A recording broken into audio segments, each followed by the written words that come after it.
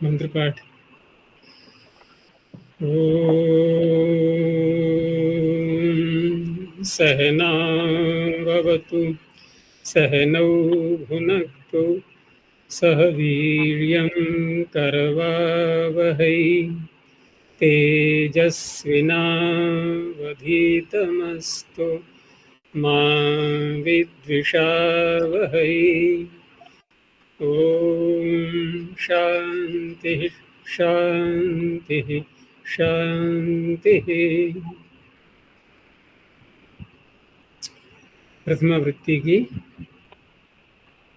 239वीं कक्षा, तीसरे अध्याय के तीसरे पाद का 26वां सूत्र चलेगा। कोई पीछे से पूछना है? अच्छा जी, एरच और रीद और जो अच और अप्रत्यय कर रहे हैं उसमें उपसर्ग अनुपसर्ग ऐसा कोई बंधन तो नहीं है ना? नहीं है, सामान्य रूप से सभी अवस्थाओं में उपसर्ग सहित उपसर्ग रहित, और इसीलिए फिर ये अपवाद बन रही है, क्योंकि अलग अलग उपसर्ग लगा करके जो अन्य अर्थात घय प्रत्यय की प्राप्ति कराई है, तो इसीलिए कराई है कि उपसर्ग युक्त होने पर भी अच और अप की प्राप्ति हो रही थी। और ऐसे ही भावे सूत्र से जो घय प्रत्यय है ये भी सभी धातुओं से उपसर्ग युक्त उपसर्ग रहित सभी से होगा।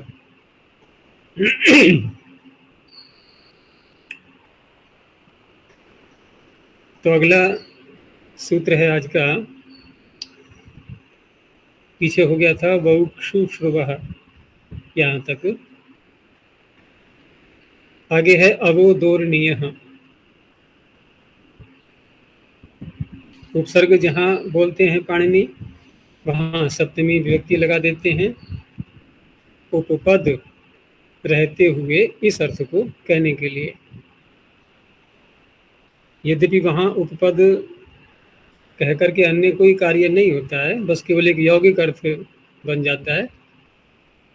उपपद संज्ञा तो हो गई, लेकिन उस संज्ञा को कह करके अन्य कोई कार्य नहीं है।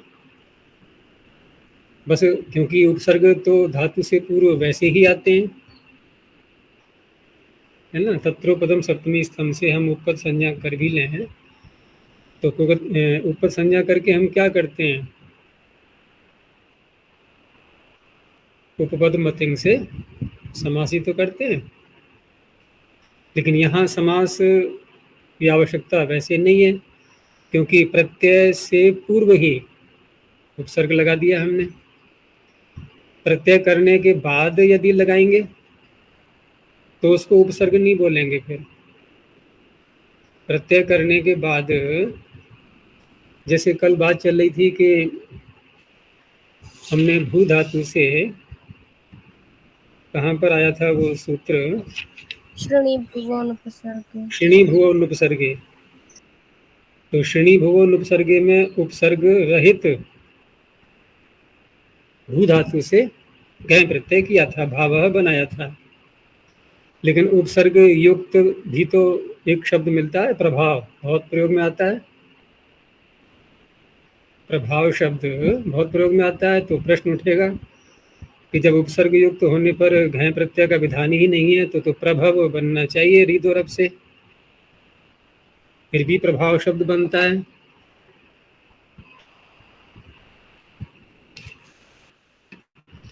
तो वहां पर फिर समाधान इस रूप में देते हैं कि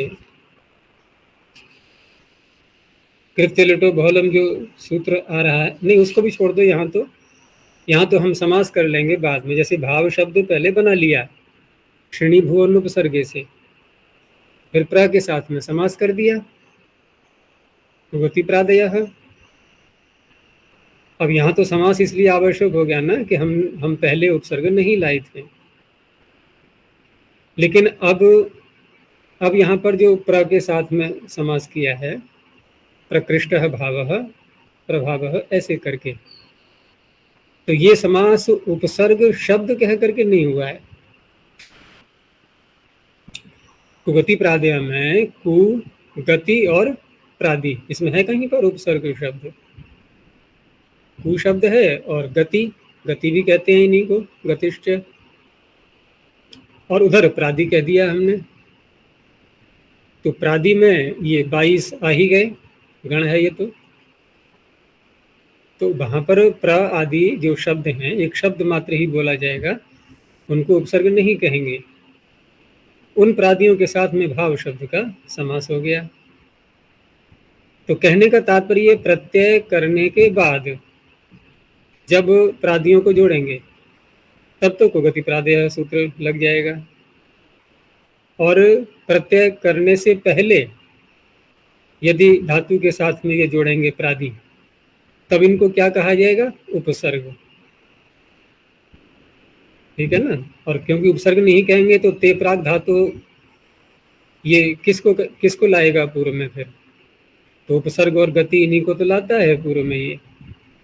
और पाणिनि कह भी रहे हैं उपसर्गे अनुपसर्गे ऐसे करके, ये जो संकेत दिया है इन्होंने, जब अनुपसर्गे कहा है तो फिर जहां पर अवोदोहनीय ये आ रहा है, आगे पीछे बहु आया था, तो वी और अव और उद इनको क्या बोलेंगे हम? उपसर्ग ही तो बोलेंगे, अब प्रादि नहीं बोलेंगे, उपसर्ग बोलेंगे। तो उपसर्ग बोलेंगे तो प्रत्यय की उत्पत्ति से पूर्व ही धातु के साथ में ये जुड़ जाएंगे। उस अवस्था में समास की फिर कोई आवश्यकता ही नहीं है, ये तो जुड़े ही हैं धातु के साथ में। और समास की आवश्यकता नहीं है तो उपपद संज्ञा करके भी कोई लाभ नहीं हुआ तत्रोपदम सप्तमी स्तंभ से। फिर भी यहाँ पर जो सप्तमी आ रही है अवोदो हो, या पीछे आया था बहु शुश्रुवः, तो ये सप्तमी मात्र इसलिए है कि उपपद रहते। अब ये जो हमने बोला उपपद शब्द यौगिक है, ये संज्ञा वाला ग्रहण करने की आवश्यकता नहीं है इसको, बस समीप में है, ते प्राग धातु से पूर्व आ गया है, समीप में है, उपपद है। जहां केवल अनुपसर्ग बोलना होता है पाणिनि को, वहां पर फिर पंचमी वैसे होनी चाहिए, जैसे कि श्रेणी भू अनुपसर्गे में। तो वहां पर सूत्र अगर हम देखें तो सामान्य कोई शंका न उठे तो सूत्र की संरचना कैसी होनी चाहिए कि श्रेणी भुवः, आगे क्या बोलेंगे? अनुपसर्गात पंचमी ही तो होगी, इनके उपसर्ग रहित श्रेणी भू धातु से विशेषण बनेगा ना उसका।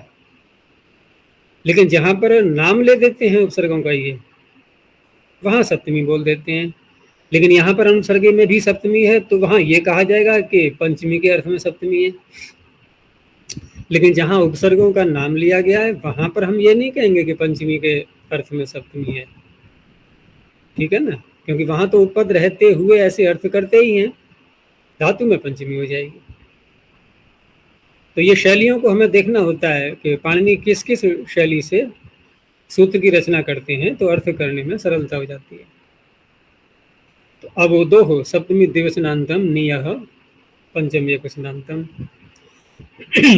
अब और उत यहाँ दो लिए गए हैं ये, तो अब उत इत्येतयोर उपपदयो हो, अब इस तरह से अर्थ करके, और धातु भी सूत्र में दी हुई है, णीय धातु हो घय प्रत्ययो भवति कर्तृभिन्नकार के संज्ञाय विषय भाविच। तो स्पष्ट है कि नी धातु इकारांत है, तो एरच से अच की प्राप्ति हो रही थी, उसका ये अपवाद बनेगा। अर्थ नहीं दिया है किस अर्थ में, जिस अर्थ में भी आता है। तो नी धातु से नाय शब्द बनेगा, अब लगा दिया है तो अब नायः, उद लगा देंगे तो उन्नायः। ठीक है, दोनों को नकार हो गया है, दोनों में धातु में तो नकार है ही, और उद के दकार को भी नकार, यरो नुनासिके नुनासिक होगा। अब अर्थ यह है कि यौगिक अर्थ ही लेना है, तो अब शब्द अब उपसर्ग लगा करके अर्थ बन जाता है फिर अवनति। ठीक है ना, नीचे को गिरना, उद लगा दिया है तो ऊपर को उठना, उन्नति। नाय का अर्थ हो गया प्राप्त होना, तो नीचे को प्राप्त होना, ऊपर को प्राप्त होना, अवनायः उन्नायः। अब इनको हटा दें यदि तो क्या बनेगा? नय, फिर तो ए रच ही लगना है। तो वहां पर नया बन जाएगा।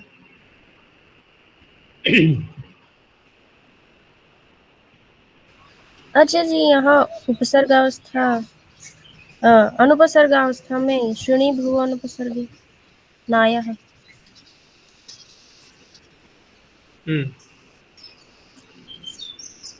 अरे बोल तो दे प्रश्न, ठीक है गलत हो गया तब भी पूरा बोलो। तेरा प्रश्न ये होगा कि एक क्वेश्चन क्यों होगा? नहीं, अनुपसर्ग। नायः उपसर्ग नहीं लगाएंगे तो श्रेणी भ्रुव अनुपसर्ग में णी पड़ा हुआ है, तब भी श्रेणी भ्रो नायः। अनुपसर्गे में णी पड़ा हुआ है, और तेरा कहना यह है कि यहाँ अवोधोर्णी में णी क्यों है, ऐसा? मतलब देखो ये वहां तो ये कहा गया, वहां तो ये कहा गया कि उपसर्ग न होने पर नी धातु से घय प्रत्यय होता है। अब सीधा सा अर्थ है कि उपसर्ग होगा तो फिर अच होगा, यही तो हुआ ना। उपसर्ग लगाएंगे तो अच ही तो होगा फिर, क्योंकि अनुपसर्ग होने पर घय कर दिया गया, घय हो गया अपवाद अच का। तो फिर एरच में क्या बचेगा उसको कि जब उपसर्ग लगाएंगे तो अच हो जाएगा। अब हमने लगा दिया अब और उत उपसर्ग, और ये सूत्र बनाया न जाए तो फिर अब नया उन्नय ही तो बनेगा एरच से। इसलिए फिर यहाँ पर उपसर्ग लगा करके भी घय प्रत्यय करना पड़ा, केवल दो उपसर्ग बस। अब अन्य कोई उपसर्ग लगाएंगे, जैसे प्र लगा दो प्रणय। तो प्रणय बनता है ना, विवाह के लिए प्रणय बोलते हैं। तो ऐसे बनेंगे शब्द ये। मतलब जब और फिर कोई भी कहीं मिलता भी है ऐसा, ये सूत्र जैसा कह रहा है वैसा नहीं है। जैसे मैंने प्रभाव वाली बात की थी, तो वहां समाधान हम दो प्रकार से कर सकते हैं कि यदि हमें उपसर्ग वाली बात रखनी ही नहीं है तो उपगति प्रादय से बाद में समास करके बन जाएगा। एक तो यह प्रक्रिया है, और यदि उपसर्ग लगा करके भी करना होगा तो फिर कृत्यलिटो बहुलम सूत्र एक बहुत बड़ी पावर हमारे पास में है ना। तो उससे कर लो समाधान। जब कोई भी समाधान न सूझे तो कृत्यलिटो बहुलम की शरण में पहुंच जाओ, वो सारे समाधान कर देगा, क्योंकि बहुल कह दिया है, अब कोई बात ही नहीं है। क्योंकि मिलते हैं बहुत से शब्द ऐसे, जैसे यहीं पर है, मान लो अवोधोर्णी हमें कि उत लगाने से उन्नय बना, लेकिन कहीं कहीं साहित्य में उन्नय शब्द का भी प्रयोग होता है, ऊपर को उठाना जैसे होता है, किसी वस्तु को ऊपर उठाना है तो उन्नय। अब वहां प्रश्न उठेगा कि ये कैसे बन गया, फिर यहाँ तो उन्नय बनना चाहिए। जब आप कह रहे हो कि उत लगा करके नी से घय प्रत्यय होता है तो उन्नाय होना चाहिए। यहाँ तो ठीक है, उन्नाय बना लिया हमने, उन्नति अर्थ ले लिया, लेकिन उन्नय भी मिलता है। केवल उन्नति वैसा नहीं, पदार्थों को उठाना जैसे ऊपर को करना, ये तो उन्नति वैसी है। आध्यात्मिक उन्नति कह लो, आर्थिक उन्नति है, या अन्य किसी प्रकार की उन्नति समाज में होती है मनुष्यों की, ऊपर को उठना अर्थ नहीं है वैसा। लेकिन पदार्थों को ऊपर उठाते हैं तो उन्नय भी मिलता है। तो वहां पर हम कृत्यलिटो बहुलम की ही तो शरण लेंगे, फिर अच प्रत्यय कर लेंगे, उससे बहुल करके प्रत्यय बदल दो, धातु बदल दो, उपसर्ग लगा दो, हटा दो, कुछ भी कर लो फिर। और कृत्य और ल्युट कहा गया है, ये तो कृत्य नहीं है, ये तो कृत्य भी नहीं है। तो बहुल कहने से कहाँ कहाँ पहुंच गए हम। कृत्य ल्युट कहा है, अन्य प्रत्यय ले लिए, जो प्रत्यय कहा है उससे भिन्न प्रत्यय ले लिया, उपसर्ग की शर्त लगाइए बिना उपसर्ग के ले लिया, बिना उपसर्ग की शर्त लगाइए उपसर्ग से ले लिया, कैसे भी कर लो वहां तो बहुल पास में आ जाए तो सारी पावर मिल जाती है, फिर हमें कुछ भी कर सकते हैं वहां। लेकिन इस तरह से शब्द बनाए नहीं जाएंगे नए बहुल की पावर लेकर के, और हम समाज में उसका गलत उपयोग करने लगे, ऐसा भी नहीं है। जो पहले से बने हुए शब्द हैं उनको सिद्ध करने के लिए। आगे है प्रे द्रुस्तु स्रुवः। प्रे सप्तमे कुशनांतम, द्रुस्तु स्रुवः पंचमे कुशनांतम, कर्मधारय समास। तो प्रोपपदे या प्रोपपदेभ्यः द्रु स्तु श्रु। तो द्रु तो गति अर्थ में कई बार आ चुकी है, पीछे आया था अभी समीयुद्रुवः, और ष्टु स्तुतौ श्रुगतौ, ये भी गति अर्थ में आती है। इत्येतेभ्यो धातुभ्यो घय प्रत्ययो भवति। कर्तृभिन्नकार के संज्ञा विषय भावे च। तो लगाते जाओ ऐसे, ये भी सब उकारांत हैं, तो रीद और रप का अपवाद बनेगा ये। तो प्रद्रावः, प्रस्तावः और प्रस्रावः। अब अर्थ धातु के अनुसार ले लो और प्र का उपसर्ग थोड़ा सा अर्थ जुड़ जाएगा उसमें, तो प्रकृष्ट रूप से भागना प्रद्रावः हो जाएगा। ऐसे ही प्रस्ताव है। अब स्तु धातु तो वैसे स्तुति में कोई वर्णन करना है किसी विषय का, लेकिन प्रकर्ष रूप से वर्णन करना होता है तो प्रस्ताव। जैसे किसी अपने विषय को हमने रखा किसी के सामने विशेष आग्रह पूर्वक, तो प्रस्ताव हो गया वही।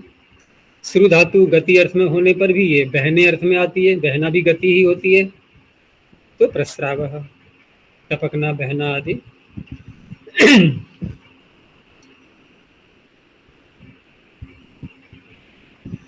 आगे है निरभ्यो हो पूल्वो हो। तो निरभ्यो हो, अब यहाँ पर देखो स्तु धातु से स्ताव बनाया प्रस्ताव, लेकिन हम प्र को हटा दें तो स्तव मिलता है प्रयोग इसका, प्रस्तव, स्तवः या द्रवः या स्रवः, यहाँ पर रीदोरब लग जाता है। और वो नियम यहाँ चल ही रहा है, उसका ध्यान रखना वासरूप स्त्रियाम का।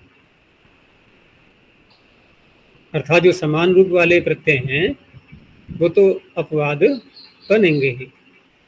तभी तो देखो ना, घय पीछे आया था और अभी तक जितने ये सूत्र अपवाद के रूप में आ रहे हैं घय प्रत्यय करने के लिए, ये जिनके अपवाद हैं वो समान रूप वाले ही तो प्रत्यय हैं, क्योंकि अच और अप दो का ही तो अपवाद चला है अभी तक।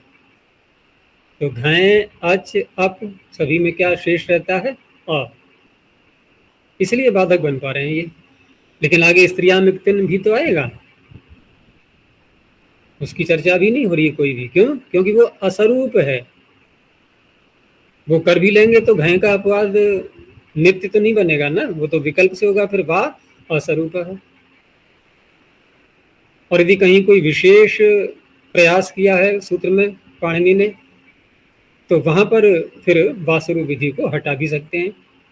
कोई ऐसा प्रसंग आएगा तो देखेंगे आगे, अभी तक तो नहीं आया है। कोई ऐसा शब्द लगा दें जो कि निरर्थक है, फिर ज्ञापन निकल आएगा, ऐसे करके वहां देखेंगे। तो निरभ्यो हो सप्तमी द्विवचनांतम, पूर्वो हो षष्ठी द्विवचनांतम। अब यहाँ पर पूर्वो में हम कहेंगे कि ये पंचमी के अर्थ में षष्ठी का प्रयोग किया गया है। तो निरअभि, निरअभि इत्येवं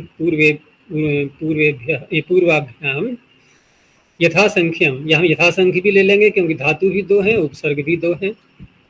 तो पू लु इत्येताभ्याम धातुभ्याम घय प्रत्ययो भवति, अकर्तरी चकार के संज्ञा विषय भावे च। पू धातु दो बार आती है, पीछे ही बताया था मैंने, एक तो पूंग पवने है और पूये भी है, नकार भी है, यकार भी है, दोनों ले लेते हैं। क्योंकि जहां पर अनुबंध नहीं लगाते हैं पाणिनि, तो फिर जितने भी अनुबंध वाली हैं वो सब आ जाएंगी फिर, और किसी एक अनुबंध को लगा करके बोला है तो वही आएगी।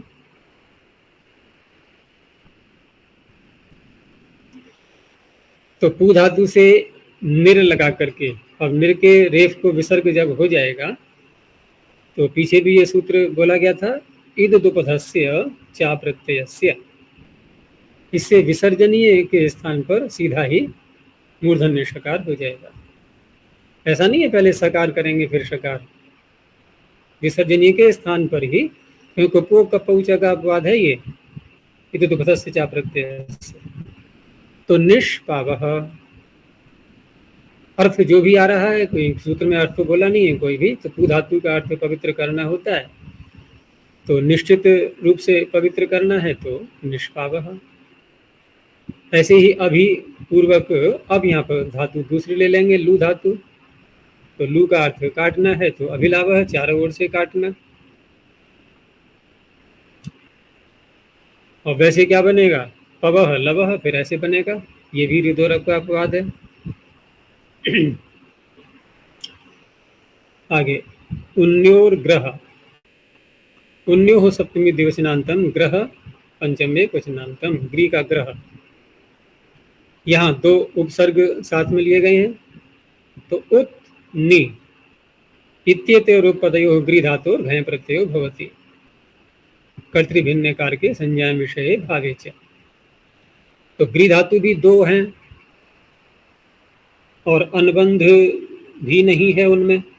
यह है गृह शब्द बोले वो भी बिना अनुबंध के है, गृह निगरणे देखें तो वो भी बिना अनुबंध के है, तो दोनों ही ले ली जाएंगी। अब दोनों ले ली जाएंगी तो जहां जैसा अर्थ संगत हो, जैसे उत लगाया तो उद्गार शब्द बना।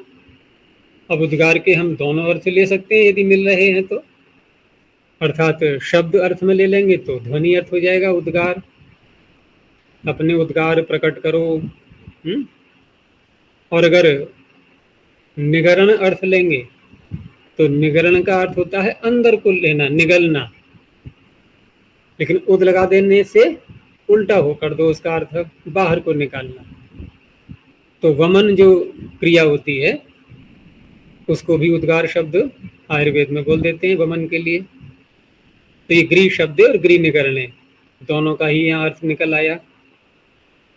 और नी लगा देंगे तो अब ये वमन अर्थ इसका ये आवाज अर्थ नहीं न हो करके केवल निगरण अर्थ ही होगा। यहाँ गृह शब्द से नहीं बन पाएगा, ये इसका अर्थ नहीं मिल पाता है। तो निगार का अर्थ भोजन लिया जाएगा फिर निश्चित रूप से, अंदर को लेना, निगलना। अब ये उत और नी न लगाएं तो रिदोरब लगेगा। फिर विष को बोलते हैं ना गर, गरह जहर के लिए, तो क्या हो गया रिदोरब।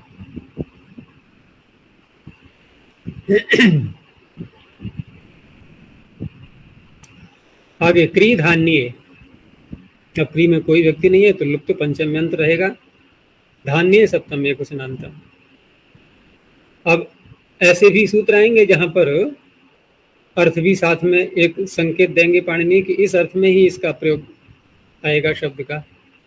जैसे यहाँ धान्य शब्द बोल दिया है तो धान्य अर्थे या धान्य विषय या धान्य अभिधेय कैसे ही बोल दो, क्री धातु हो, उत नी पूर्वात घय प्रत्ययो भवति, उत और नी ऊपर से आ रहा है। तो दो शब्द बनेंगे, उत लगा करके उत्कार और नी लगा करके निकार। लेकिन दोनों, क्योंकि क्री विक्षेपे धातु का अर्थ होगा उसको फेंकना, ठीक है ना, लेकिन उपसर्ग लगा करके अर्थ परिवर्तित हो जाता है। तो उत लगाया है तो अब फेंकना अर्थ नहीं होगा, अभी तो उसका इकट्ठा करना अर्थ हो गया है। लेकिन इकट्ठा की जिस वस्तु को किया जाएगा उसको पाणिनि ने कहा कि धान्य ही होना चाहिए, किसी और वस्तु को इकट्ठा करेंगे तो नहीं। तो उत्कारः धान्यस्य, निकार तो नी लगा करके यहाँ क्री का अर्थ फेंकना ही हुआ, बल्कि ऊपर को फेंकना, ऐसे अर्थ निकाला है इन्होंने। तो यहाँ भी धान्य ही अर्थ लेना है, तो निकारो धान्यस्य। इस तरह से ये उत और नी, और नहीं होगा अगर ये धान्य अर्थ नहीं होगा तो फिर उत और नी लगा करके भी हमें रीदोरब से अप ही करना होगा।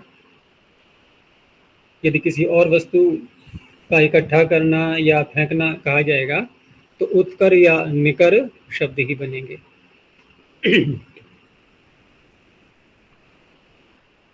आगे यज्ञ, ये लुप्त विभक्त करके क्यों पढ़ते हैं पाणिनि जी? इसलिए कि तुम लोग प्रश्न कर पाओ, और प्रश्न करने से क्या होता है, उत्तर सुनने को मिलते हैं।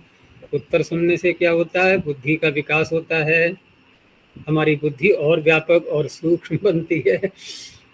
यही शैली होती है ऋषियों की, भाषा की व्यापकता। ये भाषा का एक महत्व होता है। ये भी हम जब व्यापकता में प्रवेश करते हैं तो उसकी महत्ता का पता चलता है। तो भाषा की महत्ता है, ये समृद्धि है भाषा की, कि हम किस किस प्रकार से, क्योंकि केवल एक व्याकरण की ही बात नहीं है, हम तो व्याकरण केवल वेदों का अंग ऐसा मान करके पढ़ रहे हैं। मुख्य तो उद्देश्य वेदों तक पहुंचाना है ना। और वेदों में जो मंत्र आएंगे और वहां पर तो बहुत अधिक व्यापकता आ जाएगी भाषा की, तो थोड़ा थोड़ा संकेत पढ़नी सूत्र की संरचना में भी दे देते हैं। और इसीलिए कहा गया है कि छंदोवत सूत्राणी भवंती, क्योंकि छंद का जब अंग है ये, तो कुछ तो थोड़ा सा प्रभाव छंद का पड़ना चाहिए। तो इसलिए ऐसे विभिन्न प्रकार की विभक्तियों को लगा करके पाणिनि ये संकेत दे रहे हैं कि यहाँ तो चलो फिर भी मैं कभी विभक्ति का लोप कर देता हूँ या दूसरी विभक्ति के स्थान पर दूसरी विभक्ति कर देता हूँ, लेकिन वेदों में जाओगे तो वहाँ तो बहुत ज़्यादा मिलेगा। ये मैं तो कहीं कहीं करता हूँ, क्योंकि सुपाम सुलोक सूत्र का जब पूरा अर्थ पढ़ोगे ना, तो कितना अधिक व्यापक अर्थ निकलता है उसका, कहाँ से कहाँ पहुँचाया जाता है उसमें। सारी व्यक्तियों के स्थान पर सुप्रत्यय, अब कर लो अर्थ। या सारी ही व्यक्तियों को लुक कर दो और कुछ भी नहीं बचा, सु लुक, ये दो ही इतने व्यापक बन जाते हैं। ये दोनों नियम लगा लें हम, तो इस तरह से प्रसंग के अनुसार फिर अर्थ किए जाएंगे। प्रकरण क्या चल रहा है उसको देख करके अर्थ किए जाएंगे। तो ये सारी विधियां इन सूत्रों के माध्यम से भी सिखाई जा रही हैं।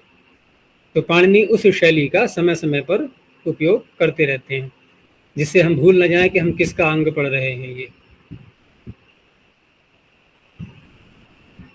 तो क्या सूत्र था आगे? यज्ञ समिस्त वह। तो पीछे कहा था धान्य, यहाँ कह दिया यज्ञ, यहाँ भी बता दिया विषय, उससे बाहर नहीं निकलना है हमें। तो यज्ञ सप्तम एक वचनांतम, समी सप्तम एक वचनांतम, स्तवः पंचम एक वचनांतम। अब यज्ञ जैसे पीछे धान्य विषय था, यहाँ यज्ञ विषय रहेगा। तो सम पूर्वात् ष्टुए धातु हो कर्तृभिन्नकार के संज्ञा विषय भावे च घय प्रत्ययो भवति यज्ञ विषये। और जो शब्द बनेगा, शब्द तो बन जाएगा संस्थाव, क्योंकि धातु बता दी, प्रत्यय बता दिया, उपसर्ग बता दिया, लेकिन ये संस्थाव शब्द यज्ञ के अर्थ को कहने वाला हो, यज्ञ से संबद्ध हो, कहने का तात्पर्य ऐसा नहीं है कि संस्थाव का अर्थ यज्ञ है, क्योंकि यज्ञ विषय से तात्पर्य है कि ये शब्द यज्ञ की प्रक्रिया में प्रयोग किए जाने वाला होना चाहिए। लेकिन वहां किस वस्तु को कह रहा है ये एक अलग चीज है। विषय कह देने से वही उसका विधेय होगा ऐसा नहीं। जैसे यहाँ पर यज्ञ की प्रक्रिया में बैठने के लिए एक स्थान चाहिए होता है, जहाँ पर बोल कर बैठ करके मंत्र पढ़े जाते हैं, तो वो स्थान भी अन्य किसी तरह का न हो, अन्य किसी जगह का, वो यज्ञ का ही स्थान हो। यज्ञ करने के लिए जो स्थान है निश्चित, उसको कह रहा है ये संस्थाव शब्द। अब उसको कह रहा है तो फिर विग्रह भी हमें वैसे ही करना होगा, क्योंकि ये तो हमने देख ही लिया कि यहाँ पर जो अधिकार चल रहा है ये भावे का भी है और अकर्तरीचकार के संज्ञायाम का भी है, दोनों का अधिकार चल रहा है। तो दोनों का अधिकार चल रहा है तो हम अन्य किसी कारक में, कर्ता से भिन्न किसी कारक में भी तो व्युत्पत्ति कर सकते हैं। तो यहाँ पर जो व्युत्पत्ति की गई है वो अधिकरण में की गई है, तभी तो स्थान अर्थ निकलेगा। क्योंकि सम पूर्वक है तो सम का तो अर्थ ले लिया इकट्ठा होना, यानी समेत्य। ठीक है, समेत्य कह करके भी सम लगा दिया है आगे कि समेत्य संस्तुवंती यस्मिन देशे, जिस देश में, अब देश को कहेगा यह संस्थाव शब्द, कि जिस देश में समेत्य संस्तुवंती यस्मिन देशे छंदोगाह, छंदों को गाने वाले जो सामगान करते हैं, वो जिस स्थान पर, जिस देश में इकट्ठे होकर के बैठते हैं, उस स्थान का नाम हुआ संस्थान। लेकिन वो स्थान यज्ञ से बाहर नहीं होना चाहिए। यज्ञ करने के लिए जो स्थान निश्चित है उसको लेना है। तो यज्ञ विषय हो गया ये। अब यदि अन्यत्र कहीं पर इसका प्रयोग करेंगे, यज्ञ विषय नहीं रहेगा, तो वहां पर स्पष्ट है क्या बनेगा शब्द फिर? संस्तव, वहाँ रीदोरप ही लगेगा। जैसे किसी के विषय में संस्तुति तो बहुत प्रयोग में आता है शब्द, संस्तव तो नहीं आता है इतना। संस्तुति बोलते हैं ना, ये संस्तुति प्रस्तुत करो, किसी के विषय में कोई चर्चा करनी है, किसी अधिकारी के पास जाकर के कि मैं अमुक व्यक्ति की संस्तुति, सिफारिश कह लो उसको। सिफारिश अर्थ उर्दू का आता है ना शब्द एक, संस्तुति अर्थात सिफारिश। किसी अधिकारी के सामने किसी दूसरे के द्वारा कोई सिफारिश पहुंच जाती है तो वो क्या है, संस्तुति। तो वहां पर संस्तव शब्द भी बन जाएगा। अब संस्ताव नहीं बोलेंगे, वहां पर संस्ताव बोलेंगे तो यज्ञ में पहुंच जाएंगे फिर। तो ऐसे बन जाते हैं शब्द। आगे अच्छा, अब एक चीज और भी हमने विग्रह किया था, क्योंकि ये सूत्र किसका अपवाद बनेगा, कौन से प्रत्यय का? स्तु धातु उकारांत है ना, किसका अपवाद बनेगा? रीदोरप। रीदोरप। अच्छा, ये ठीक है कि हमने सामान्य रूप से दोनों अधिकार ले लिए हैं, भावे का भी है और अकर्तरी जिकार के संज्ञायम का भी है। लेकिन इनके अधिकार होने पर भी दो कारक ऐसे हैं जिनको यहाँ से निकाल करके अन्य स्थान पर भी रख दिया गया है। जैसे एक तो भाव में ल्युट प्रत्यय आगे आ रहा है, नपुंसके भावे एकतः ल्युट च, भाव में ल्युट प्रत्यय भी तो है सामान्य रूप से। और दो कारक यहाँ से ले लिए गए हैं, अकर्तरी जिकार के संज्ञा में से दो कारक उठा लिए गए, एक तो करण और दूसरा अधिकरण। तो करण में अधिकरण में यदि कहीं पर व्युत्पत्ति की जाती है तो वहां पर ल्युट ही तो होगा, घय क्यों होगा फिर?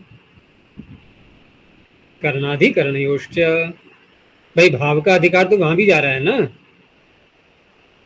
तो भाव का अधिकार जाने पर भी और साथ में अकर्तरी जिकार के संज्ञायम च ये भी चल रहा है, तो ये भी चल रहा है, तो वहां पर भाव में तो कर दिया हमने ल्युट, नपुंसके भावे एकतः ल्युट च, ल्युट कर दिया, क्योंकि एकता का नहीं तो एकता की ही तो प्राप्ति होती। फिर जब नपुंसक लिंग का कोई शब्द बनाना होगा तो उस अवस्था में भाव में कौन सा प्रत्यय होगा? एकता प्रत्यय। अब ल्युट कैसे करें फिर? तो ल्युट को अलग से सूत्र बनाना पड़ा कि ल्युट च, कि नपुंसक लिंग में अब दो प्रत्यय हो गए भाव में, एक ल्युट और एक ता। अब रही बात के अकर्तरी जिकार के संज्ञायाम, कि इस सूत्र की सहायता यदि लेंगे हम तो फिर यही तो होगा कि जहां जो प्रत्यय प्राप्त है वो करते रहो, भाव में करना है आपको और साथ में नपुंसक लिंग में भी करना है, तो आपको उक्ता या ल्युट इनमें से करना होगा। लेकिन अन्य किसी कारक में करना है तो फिर जिस सूत्र से भी जहां प्राप्त है उसी के पास जाएंगे हम, तो वहां पर हम अकर्तरी जिकार के संज्ञायम से इस अर्थ में उस प्रत्यय को करेंगे। लेकिन अब जो अगला सूत्र आया ल्युट च के आगे, करणाधिकरणयोश्च, कौन सा है सूत्र बीच में? कर्मणि चिन्ह संस्पर्शात् कर्तुः शरीर सुखम, इसके आगे करणाधिकरणयोश्च। तो करणाधिकरणयोश्च कह करके पाणिनि ने ल्युट की स्थापना अन्य दो में भी कर दी, अर्थात अकर्तरी जिकार के संज्ञायम च वाले विषय में से दो कारकों में उन्होंने ल्युट को ले लिया। अब ल्युट को ले लिया तो ल्युट हो गया तीन जगह, ठीक है ना, ल्युट हो गया तीन स्थानों पर। एक तो हो गया भाव मात्र में नपुंसक लिंग का शब्द बनाना है, तो दूसरा करण या अधिकरण कारक में भी हो गया ल्युट, ठीक है ना। अब करण या अधिकरण कारक में ल्युट हो गया, रहेगा तो नपुंसक लिंग में ही वो, या हो सकता है विशेष्य के अनुसार लिंग बदल भी जाए, लेकिन करण में अधिकरण में अब जब यहाँ पर इन सूत्रों में हम कहीं पर व्युत्पत्ति दिखाएंगे, ठीक है ना, और करण में अधिकरण में व्युत्पत्ति कर रहे हैं, तो वहां पर ये किसका अपवाद माना जाएगा फिर? ल्युट का।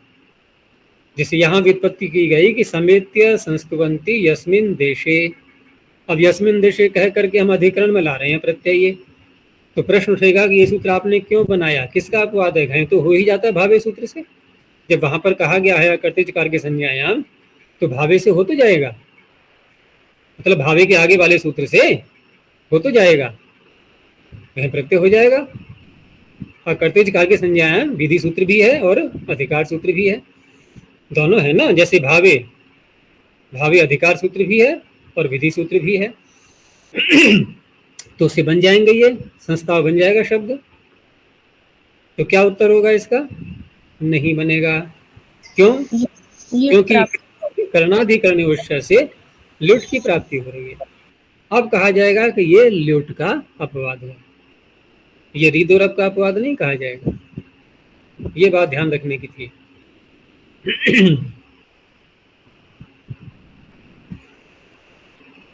अब देखते हैं आगे, प्रेस्त्रो यज्ञ। अब देखो पीछे था यज्ञ, यहां कह दिया अयज्ञ, हटा दिया उसको। तो प्रे सप्तम एक वचनांतम, स्त्रः पंचम एक वचनांतम, अयज्ञ सप्तम एक वचनांतम। प्रपूर्वात, अब स्त्री धातु जाती है स्त्री आच्छादने, आच्छादन अर्थ में। तो स्त्री आच्छादने धातु हो अयज्ञ विषय अर्थात यज्ञ विषयम विहाय अकर्तरी चकार के संज्ञायाम विषय भावे च घय प्रत्ययो भवति। अब यहाँ पर प्र लगाना है हमें और स्त्री धातु से करना है, तो शब्द तो बन ही जाएगा, वृद्धि करके प्रस्तार शब्द बन गया। अब बात आई अर्थ क्या बनेगा इसका। तो स्त्री आच्छादने का अर्थ क्या है? आच्छादन करना। जब किसी को आच्छादित करते हैं जिस वस्तु से, उसको सिकोड़ते हैं या फैलाते हैं? फैलाते हैं। भाई कोई बच्चा लेटा हुआ है, मक्खी लग रही है उसको, तो ऊपर से कपड़ा उसको उड़ा दिया, कपड़े से बच्चे को आच्छादित कर दिया। ठंड लग रही है तो कंबल ओढ़ लिया, कंबल से अपने को आच्छादित कर दिया। तो वस्त्र फैलाया, कंबल फैलाया। तो आच्छादन से तात्पर्य क्या निकला है? एक प्रकार से विस्तार, विस्तार करके ही आच्छादन क्रिया की जाती है। तो यहाँ पर प्र लगाने से और अधिक हो गया, प्रकर्ष रूप से, अच्छी प्रकार से विस्तार, ठीक है ना। अब विस्तार कह करके पाणिनि ने साथ में ये भी कह दिया है कि यज्ञ संबंधी ये विषय नहीं रहेगा हमारा, क्योंकि प्रेस्तो अयज्ञ। अब यज्ञ में विस्तार किसका होता है? वहां पर भी देखो ना, आसन बिछाते हैं उसके बना करके बरहिश के, तो वहां पर प्रस्तर बनता है। वो वहां पर बरही के आसन जो बिछाए जाते हैं, आसन जो बनते हैं बैठने के, उनको बोलते हैं प्रस्तर, बरहिश प्रस्तर है, ऐसे बनता है। केवल इसीलिए अयज्ञ कहा है इन्होंने यहाँ पर कि वहां ना होने लगे, तो वहां पर हम लगा देंगे रीदोरब। तो ये फिर विस्तार फैलाव किसी अन्य पदार्थ का है, तो शंख का इन्होंने प्रयोग किया है। अब शंखों का फैलाव किस तरह से पाणिनि के समय में रहा होगा ये स्पष्ट नहीं है कि शंखों के फैलाव से क्या संबंध है इसका, कैसे करेंगे। शंख निकलते कहाँ हैं? समुद्र में निकलते हैं। अब समुद्र में निकलते हैं, निकालने वाले इकट्ठा निकालते हैं उनको, तो उसमें कुछ ऐसे भी होते हैं जो जिनमें के अंदर कीड़े वगैरह, क्योंकि शंख एक शरीर ही तो होता है कीड़े का, तो कीड़ा मान लो अगर पूरा उसमें मरा नहीं है अभी और पकड़ने वालों ने पकड़ लिया उसको, तो जल से बाहर जब रहेगा वो काफ़ी समय तक तो मर ही जाएगा, वो शंख ही बचेगा, बस ऊपर का जो खोल है उसका। तो वहाँ से निकाल करके उनको फैला दिया, धूप में प्रस्तार हो गया उसका। कालांतर में जब ये सारे उसमें से प्राणी, कुछ मरे हुए हैं कुछ नहीं मरे हुए हैं, ये सब एक जैसे होकर के उनका पूरा वो शंख ही मात्र रह जाएंगे जब वो, तब वहाँ से उनको उठा लेंगे। ऐसे हो सकता है प्रस्ताव, उनका फैलाव। छंद के साथ में तो हो ही जाएगा, छंद का विस्तार। तो छंदः प्रस्तारः, तो ज़्यादा व्यापक सूत्र नहीं है, बस 2 ही शब्द इन्होंने दिए हैं यहाँ पर। तो बाद में जो है प्रस्तार बनाने के बाद ये समास किया गया है, शंखस्य प्रस्तारः, छंदसाम प्रस्तारः ऐसे करके षष्ठी समास हो जाएगा। अच्छा, छंद प्रस्तार मतलब क्या है? छंद छंद का विस्तार, जैसे कोई विषय हमारे सामने आ गया और बहुत से आशु कवि होते हैं ना, वो तुरंत ही छंदों की रचना कर डालते हैं उस विषय को लेकर के, उनको बस विषय चाहिए। महर्षि दयानंद के सामने भी तो एक बार ऐसा विषय आया था।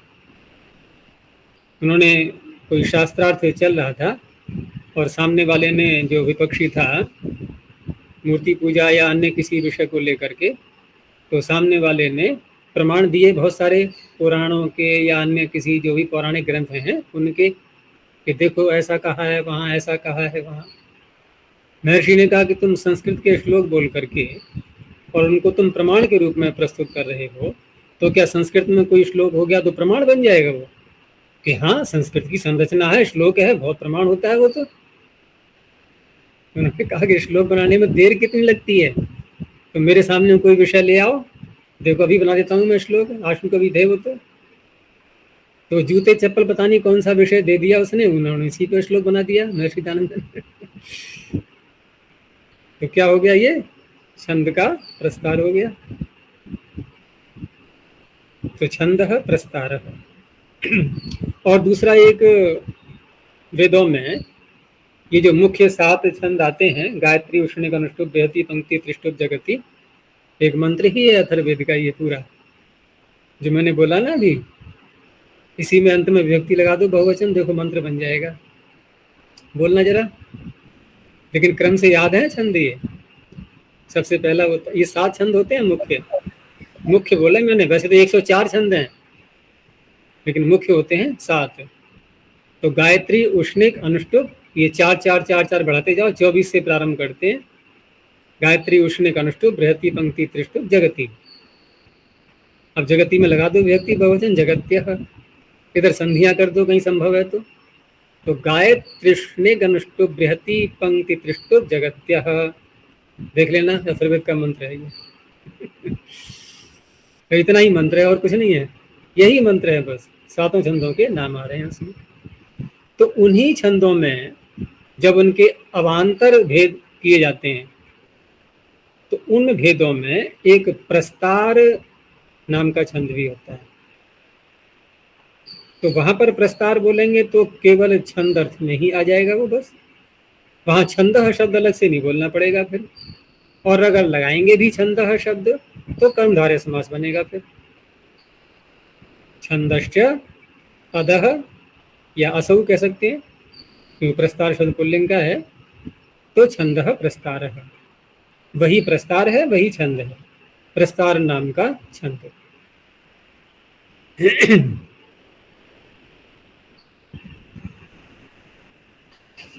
अगला जो सूत्र है, यहां पर यही धातु जा रही है, स्त्री, स्त्रियां आच्छादन। लेकिन ये सूत्र अधिक प्रसिद्धि को प्राप्त कर चुका है, कारण पता लग जाएगा। तो प्रथने वाव शब्दे, प्रथने सप्तमे क्वचनांतम, बहु सप्तमे क्वचनांतम, अशब्दे सप्तमे क्वचनांतम। ये तो पता है ही कि ये सब रीदोरप के अपवाद चल रहे हैं प्राय करके। तो इसमें जो कहा गया है प्रथन अर्थ लिया गया है, ये प्रथन कहते हैं विस्तार को, और स्पष्ट कर दिया गया है प्रथ प्रख्याने, प्रथ विस्तारे, प्रथ विस्तारे, विस्तार अर्थ में आती है ये। तो विस्तार अर्थ को कहने के लिए, प्रथन अर्थ को कहने के लिए वी उपसर्ग पूर्वक यही धातु ली गई है, स्त्रीय आच्छादने। तो वी शब्द उपपदे स्त्रीय धातु हो प्रथने अभिधेये घय प्रत्ययो भवति, कर्तृभिन्नकार के संज्ञा विषय भाविच। लेकिन साथ में कहा अशब्दे, ये जो प्रथन है, ये जो विस्तार है, ये शब्द का नहीं होना चाहिए। अब शब्द का नहीं होना चाहिए तो इसका तात्पर्य है कि शब्द का विस्तार यदि कहीं कहना होगा तो वहां पर हमें रीदोरप सूत्र ही लगाना होगा। तो इसीलिए प्रायः करके ग्रंथों में जहाँ भूमिकाएं वगैरह लिखते हैं लेखक, या प्राक कथन ऐसे करके लिखते हैं, तो अंत में क्या लिखते हैं वाक्य, अलम इति विस्तरेण। वी लगाया नहीं, तो वी लगाया और यहाँ अशब्द न कहा जाए तो होना चाहिए अलम इति विस्तारेण, लेकिन नहीं, विस्तर हुआ वहां। क्यों? क्योंकि आप शब्द के विस्तार को रोक रहे हो ना। विस्तार का अर्थ शब्द का फैलाव, शब्द का जो वर्णन चल रहा था वो रोक दिया गया, उसका विस्तार, उसका कथन रोक दिया गया है। तो वहां विस्तर शब्द का प्रयोग होता है। एक तो वो हो गया। दूसरा, हम बिछाने के लिए, बिछाने के लिए जो एक शब्द वैसे तो उर्दू का है बिस्तर, तो बिस्तर उर्दू में जो पहुंचा है ना, ये बिस्तर का ही तो बिगड़ के जाएगा, लेकिन संस्कृत में बिस्तर नहीं है, विस्तर बन जाता है फिर वो। तो वहां पर कैसे करेंगे फिर?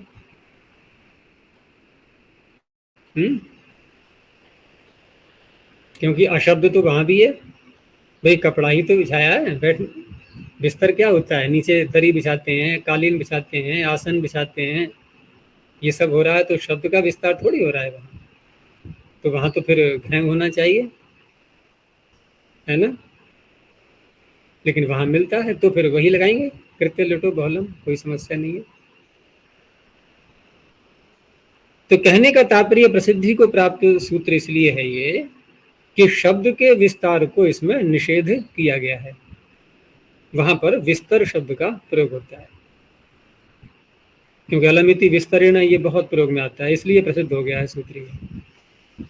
यहाँ है पटस्य विस्तार, कपड़े का फैलाव।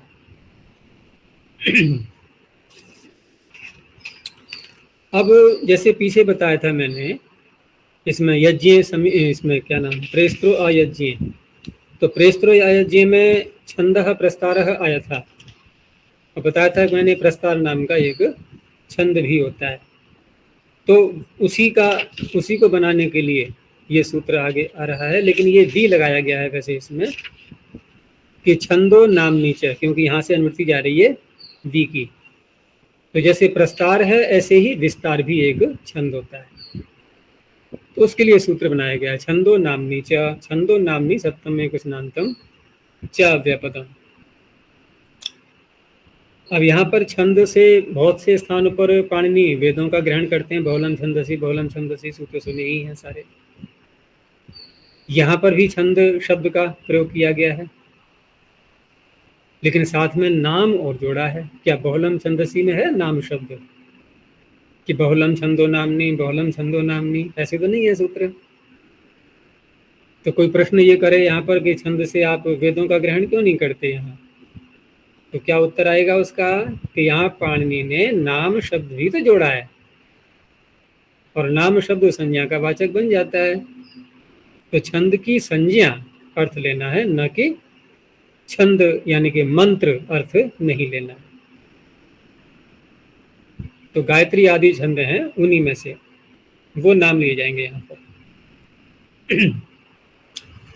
तो छंदो नामनी कर्तृभिन्नकार के संज्ञा विषय भाविच विपूर्वात् स्त्री धातु घय प्रत्ययो भवति। छंद का नाम बनेगा, ये शब्द तो बनेगा विस्तार, लेकिन यहाँ पर ठीक ऐसा ही सूत्र ज्यों का त्यों 8वें अध्याय में भी दिया हुआ है, जहाँ पर मूर्धन्य का प्रकरण चलता है, अपदान्तस्य मूर्धन्य। तो ठीक वहां पर सूत्र आया हुआ है ये छंदो नामनी च, निकाल के देख लो वहां पर। तो छंदो नामनी च सूत्र जहां पर आया हुआ है, तो एक तो यह है कि अपन मूर्धन्य का वहां पर जो अधिकार चल रहा है, लेकिन इस सूत्र के ऊपर भी जहां ये सूत्र दिया है इन्होंने, तो इस सूत्र के ऊपर प्रकरण कौन सा चल रहा है? तो ऊपर सूत्र था इसके वृक्षासनयोर विस्तर। अभी जो बात चल रही थी कि बिस्तर जो हिंदी में बोलते हैं हम लोग, तो वहां पर कृत्यलुटो बहुलम से करेंगे ना, लेकिन मूर्धन्य करने के लिए, सकार को शकार करने के लिए ये सूत्र है यहाँ पर वृक्षासनयोर विस्तर है। आसन में जो है ना, स्त्री धातु के सकार को शकार हो जाता है वी से उत्तर, निपातन है ये वृक्षासनयो हो विष्टरः, यही विष्टर पहुंच गया है हिंदी में या उर्दू में बिस्तर के रूप में। तो जब बिस्तर शब्द बना लिया इन्होंने, तो अब प्रश्न ये उठा कि जब छंद का नाम हम बनाएंगे और वी पूर्वक स्त्रीलिंग धातु से छंदो नामनी च सूत्र से घय प्रत्यय करेंगे, तो वृद्धि करके विस्तार ही तो बनेगा, सकार को शकार कैसे करेंगे वहां पर, क्योंकि ये तो केवल वृक्ष में और आसन में ही तो कर रहा है। तो अगला सूत्र आया कि छंदो नामनी च, छंद का नाम यदि आ रहा है तो वहां पर भी मूर्धन हो जाएगा स्त्री धातु के सकार को। लेकिन छंदो नाम में अन्य कौन सा सूत्र है जो प्रत्यय कर रहा है, वो यहाँ आएंगे फिर हम इसके पास में छंदो नाम नीचे तीसरे अध्याय में। तो इसने तो घय प्रत्यय कर दिया, 8वें अध्याय वाले ने मूर्धन्य ने कर दिया, बस दोनों मिलकर के शब्द बना दिया गया विष्टार। अब क्योंकि ये यहाँ पर घय प्रत्यय छंद के नाम के लिए हुआ है, तो फिर छंद कौन सा है ऐसा जहां पर विष्टार शब्द का प्रयोग होता है, तो वहां पर एक शब्द इसके आगे और जुड़ता है, एक या दो जो भी है, क्योंकि विष्टार एक विशेषण बन जाता है ये। तो विष्टार पंक्ति या विष्टार बृहति या विष्टार जगति बहुतों के साथ जुड़ जाएगा ये। जैसे देखा होगा कि गायत्री आदि छंदों में भी यहाँ पर 2 विशेषण और भी चलते हैं साथ में, बल्कि 3, कि 1 अक्षर अधिक होना, 2 अक्षर अधिक होना, 1 अक्षर कम होना, 2 अक्षर कम होना।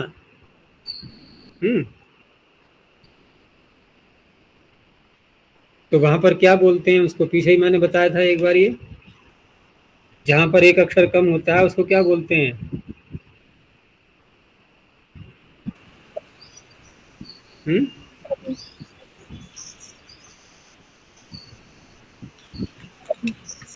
नहीं ध्यान आ रहा है? देखो विराट स्वराट शब्द सुने या नहीं? हाँ जी। विराट स्वराट, तो 2 अक्षर अधिक होना, 2 अक्षर कम होना। ऐसे ही 1 अक्षर कम होना, 1 अक्षर अधिक होना, तो उसके लिए है निचृत और धुरिक। जैसे 1 अक्षर कम है तो निचृत, जैसे गायत्री है मान लो 24 अक्षर की होती है, और वहां पर यदि 23 अक्षर हैं, अब गिन के देखना है इसमें तत्सवितुर्वरेण्यम में कितने अक्षर हैं। तो ये कौन सा छंद है? प्रसिद्धि को प्राप्त क्या किया गया कि कौन सा छंद है ये? गायत्री। गायत्री। तो ये ठीक है नाम, ये गिन के देखो। 3 पाद होते हैं ना, त्रिपदा गायत्री है ये। तो त्रिपदा गायत्री में 3 ही पाद तो हुई है, लेकिन पहले पाद में तो 7 अक्षर ही है, तो 1 कम हो गया ना। तो इसलिए है निचृत गायत्री। 2 अक्षर कम होते हैं तो विराट गायत्री, 2 अक्षर अधिक होते हैं तो भूरिक गायत्री, 2 अक्षर कम होते हैं, नहीं 2 अक्षर अधिक होते हैं तो विराट गायत्री, है ना। तो निचृत, भूरिक, विराट, स्वराट, ऐसे ही ये विष्टार भी एक विशेषण बन जाता है। अब वहां क्या विशेषता होगी वो एक अलग विषय बन जाएगा। तो उन्होंने जो ग्रंथ पुस्तक लिखी है ना मीमांसक जी ने, वैदिक छंदो मीमांसा, यहाँ ये सारी बातें मिल जाएंगी। तीसरे विष्टार पंक्ति, विष्टार बृहति, ये जो है विशेषण के रूप में आकर के छंद का नाम बनता है ये। तो पंक्ति के साथ में, बृहति के साथ में लगा दिया गया ये, अन्य किसी सातों में से, क्योंकि 7 छंदों में से तो है ये 2, गायत्री, उष्ण, अनुष्टुप, बृहति, पंक्ति, त्रिष्टुप, जगति। तो विष्टार पंक्तिश छंदः, विष्टार बृहति छंदः। आगे उदि ग्रह, उदि सप्तम एकवचनांतम, ग्रह पंचम एकवचनांतम। अब ग्रह धातु को यहाँ पर घय प्रत्यय करने के लिए ग्रहण किया गया है। अब तक जो हम धातुएं पढ़ रहे थे प्रायः करके एरच और रिदोरक, एरच का अपवाद मान रहे थे तब भी धातु अजंत थी।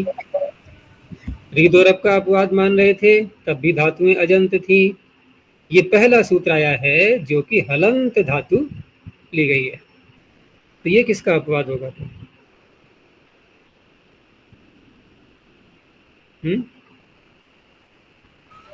ग्रह वृद्धि निश्चय। हाँ, तो ग्रह वृद्धि निश्चय का मश्य उसी के आगे है, रीद और अब के आगे। हाँ जी, रीद और अब के आगे ग्रह वृद्धि निश्चय और गम, इनसे भी अप प्रत्यय होता है। तो अप की प्राप्ति में घय का विधान किया गया है उत लगा करके। वैसे बनेगा ग्रह, ये सारे ग्रह कहलाते हैं नहीं, पृथ्वी, चंद्रमा, शनि, बृहस्पति, ये सब क्या हैं? ग्रह हैं। ये ग्रह नहीं बोलते, इनको ग्रह बोलते हैं। तो इस तरह से उत्पूर्वात ग्रह धातु हो अकर्तरी चकार के संज्ञा विषय भावे च घय प्रत्ययो भवति। तो अब यहाँ पर ग्रह धातु का अर्थ क्योंकि उत लगाया गया है तो कुछ तो बदलेगा। तो ग्रह का अर्थ वैसे क्या होता है? ग्रहण करना। उत लगा देने से तो उत्कृष्ट पूर्वक, उत्कर्षता से ग्रहण करना। उत्कर्षता से ग्रहण करना, तो वहां पर जैसे विद्या का ग्रहण कर रहा है कोई, तो उत्कर्षता से ग्रहण करेगा तो उसके अंदर विद्या का विस्तार होगा, अधिक विद्या आएगी। तो इस तरह से ये उद्ग्राह शब्द का अर्थ लिया गया है।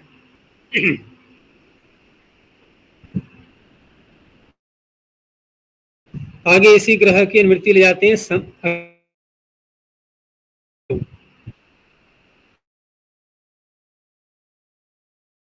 उदिग्रह में अर्थ कोई नहीं बताया था। तो समी सप्तम में गुचनांतम, सप्तम में गुचनांतम, सम पूर्वात मुष्टि विषय ग्रह धातु घय प्रत्यय भवति। अब मुष्टि तो स्पष्ट है कि मुट्ठी को बोलते हैं, और क्योंकि हमें सम लगाकर घय प्रत्यय करके संग्राह शब्द बनाना है और मुष्टि का विषय भी रहना चाहिए, तो यहाँ पर अर्थ हो जाएगा कि मुट्ठी से जब किसी को पकड़ा जाता है तो जो पकड़ है, ग्रहण करना, पकड़ हिंदी बोलते हैं ना, पकड़, वो अर्थ निकलेगा इसमें। तो कोई पहलवान व्यक्ति या कोई बलवान है जिसके हाथ में बहुत अधिक बल है और किसी को पकड़ लिया, वो छूट ही नहीं पा रहा है अब, तो ऐसी जो पकड़ होती है मजबूत, क्योंकि सम लगाया गया ना, अच्छी प्रकार से पकड़, तो छूट न पाए वही पकड़ अच्छी कहलाएगी। तो अहो मल्लस्य संग्राह, मल्ल ने, पहलवान ने दूसरे को पकड़ लिया, वो छुड़ा ही नहीं पा रहा है अपने को, इस तरह से संग्राह शब्द बनेगा। और वैसे हम बनाएंगे मुष्टि अर्थ नहीं होगा तो बहुत ही प्रयोग में आता है संग्रह शब्द, आता है नहीं, बहुत विस्तार है इसका। तो संग्रह इकट्ठा करना, संग्रह, परिग्रह, अपरिग्रह, योग में आता है ना अपरिग्रह, अपरिग्रह स्थैर्य जन्म कथनता संबोध। अपरिग्रह पर यदि संयम किया जाए तो जन्म क्यों हुआ है इसका पता लग जाएगा। ठीक है, यमों में आता है ना जी, वही है अपरिग्रह। हाँ, यमों में आता है शौच, संतोष, नहीं, अहिंसा, सत्य, ब्रह्मचर्य, अपरिग्रह, ब्रह्मचर्य, अपरिग्रह। हाँ, लेकिन अपरिग्रह की सिद्धि जब हो जाती है, सिद्धि का तात्पर्य हमारे जीवन में, आचरण में पूरा आ चुका है, तो क्या लाभ है उससे, क्या फल है? जन्म कथनता संबोध। जन्म कथनता माने क्यों हुआ, इसका ज्ञान हो जाएगा। तो कहने का तात्पर्य वहां पर हम ग्रह वृद्धि निष्ठिगम सूत्र ही तो लगाएंगे फिर। हाँ जी, लेकिन मुष्टि अर्थ होगा तो घय प्रत्यय हो जाएगा।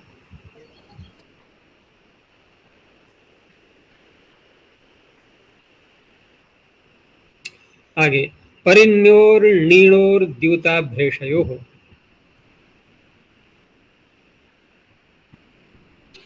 परिण्यो सप्तमी द्विवचनांतम, नीणो षष्ठी द्विवचनांतम, द्युताभ्रेषयो सप्तमी द्विवचनांतम, सभी में द्विवचन है, तो यहाँ पर हम यथासंख्य भी लगाएंगे।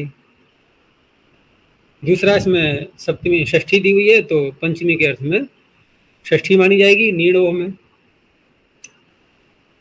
तो उपसर्ग हुए दो, धातुएं भी दो, तो एक एक के साथ में जोड़ देंगे, अर्थ भी दो हैं। अर्थ जो इसमें दो दिए हुए हैं, द्यूत और अभ्रेष। तो द्यूत तो हम जुआ को बोलते ही हैं, बहुत प्रसिद्ध शब्द है ये। लेकिन अभ्रेष शब्द थोड़ा विचार करना होता है कि अभ्रेष का अर्थ होता है, आचार्य आपने कभी बताए थे, मैंने यहाँ लिख रखा है, उचित है। हाँ उचित तो है, लेकिन ये अर्थ निकला कैसे, प्रश्न ये उठेगा ना, हमें शब्द से अर्थ निकालना भी तो आना चाहिए। तो धातु को पकड़ेंगे फिर, तो धातु जो आती है इसमें वादिगण में ही दी हुई है, माइक बंद करो, वादिगण में ही दी हुई है, भ्रेश्री भलेश्री, भ्रेश्री भलेश्री गतऊ। तो सीधा सा अर्थ है कि भ्रेश्री का अर्थ हो गया गति। अच्छा, यहाँ पर नए समास किया गया है, तो नए समास किया गया है तो इसका अर्थ है गति को रोका जाएगा। तो गति का तात्पर्य हिलना, चल पड़ना, अपने स्थान से हट जाना, नियम विरुद्ध हो जाना, ये सारी बातें घट जाएंगी उसमें। लेकिन जब नए समास कर दिया गया तो बिल्कुल ज्यों का त्यों, ठीक है ना, गति को रोक दिया गया। अब गति को रोक दिया गया तो नियमों के अनुसार फिर कोई कार्य होगा, तो उसी से फिर उचित अर्थ निकल आता है। तो इसलिए इसका जो अर्थ करते हैं अभ्रेष शब्द का, तो पदार्थानाम अनपचारः, जो भी पदार्थ है, पदार्थ में सारी बातें आ गई, वस्तुएं भी और जो अन्य विषय हैं वो भी सारे आ गए।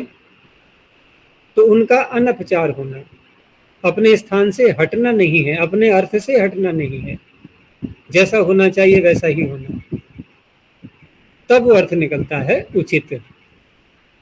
इसलिए यहाँ पर जो न्याय शब्द, क्योंकि ये सूत्र प्रसिद्ध है, ये न्याय शब्द बनता है ना, इसलिए। नहीं तो न्याय कैसे बनेगा, एरस बैठा हुआ है, वो बनने देगा न्याय को, वो तो न्याय बना के दे देगा, लो करो प्रयोग। अब हम परेशान हो रहे हैं कि न्याय मिल रहा है, कैसे करें, न्याय कहाँ से लाएं, न्याय के साथ न्याय कैसे करें अब? तो न्याय का न्याय बनाने के लिए ये सूत्र प्रसिद्ध हो चुका है कि द्यूताभ्रेषयो हो। तो इस तरह से अब न्याय शब्द का अर्थ निकल आया। न्याय शब्द का अर्थ प्रसिद्ध है ही, लेकिन वो अभ्रेष अर्थ से कैसे निकला है ये बताने के लिए मैंने भ्रेष धातु के अर्थ को पकड़ा पहले, गति अर्थ, और नए समास कर दिया गया उसमें। तो सूत्र का अर्थ बन जाएगा कि परि नी इत्येतयोरुपपदयोः नी इण इत्येताभ्याम यथासंख्यम द्यूत अभ्रेष इत्येतयोर विषयो यथासंख्यम घय प्रत्ययो भवति। तो इस तरह से द्यूत अर्थ में परि उपसर्ग लगाएंगे, धातु होगी नी, बस बन गया परिनाय। अब न को न कर दो, सूत्र है उपसर्गा असमासेपि नोपदेशस्य, क्योंकि धातु नोपदेश है ना, ये उपदेशावस्था में णकार था इसमें। तो समास न करके भी और समास करने पर भी असमासेपि, तो यहाँ परिणाय शब्द बन गया। लेकिन ये परिणाय किस अर्थ में लेना है, तो द्यूत अर्थ में। तो द्यूत में अब ये सामान्य एक शब्द ही बनेगा फिर, क्योंकि द्यूत में ही एक समेट दिया गया ना इसको। तो शारान हंति परिणायेन शारान हंति, कोई व्यक्ति परिणाय करके, और जो शार हैं, जो पासे हैं, उनको इस प्रकार से चल रहा है कि दूसरा व्यक्ति उसमें हार जाता है। तो परिणाय यहाँ पर क्या किया है उसने कि सब तरफ से देख रहा है, चारों ओर से घूम घूम करके इसने चाल कैसी चली है, क्या किया है, मुझे क्या चलना चाहिए। ये परिणाय हो गई एक प्रक्रिया उसकी, उसके द्वारा शारों को हरा रहा है, अर्थात शार प्रयोग करने वाले को हरा रहा है। अब दूसरा है उपसर्ग नी, धातु आएगी वहां पर इण, अर्थ होगा वहां पर अभ्रेष, वहां बन गया न्याय शब्द। तो ये है, तो इस तरह से न्याय शब्द इस सूत्र से बनता है। अन्य हम वैसे बनाएंगे, अगर न्याय अर्थ नहीं होगा कोई और अर्थ लेंगे, अभ्रेष अर्थ नहीं होगा कोई और अर्थ लेंगे, या द्युत अर्थ नहीं होगा। जैसे पीछे बताया था मैंने, प्रणय बनाया था एक बार, और परी लगाएं तो परिणाम। अगर द्युत अर्थ नहीं है, नहीं द्युत अर्थ न हो तो परिणय, ये भी विवाह को बोलते हैं, प्रणय या परिणय। जैसे ही नी में यदि हम अभ्रेष अर्थ न लें तो क्या बनेगा, न्याय। तो न्याय का अर्थ हम सामान्य रूप से ऐसे ही कर लो, क्योंकि ईण धातु है ना, गति अर्थ, तो न्याय निश्चित पूर्वक गति। तो क्या हो गया वहां पर, नाश हो गया एक प्रकार से। तो न्याय का अर्थ होता है नाश हो जाना, वहां अभ्रेष अर्थ नहीं है। तो इस तरह से ये शब्द बनते हैं। बस इतना ही रखते हैं अभी, फिर आगे देखेंगे। प्रणव ध्वनि। ओ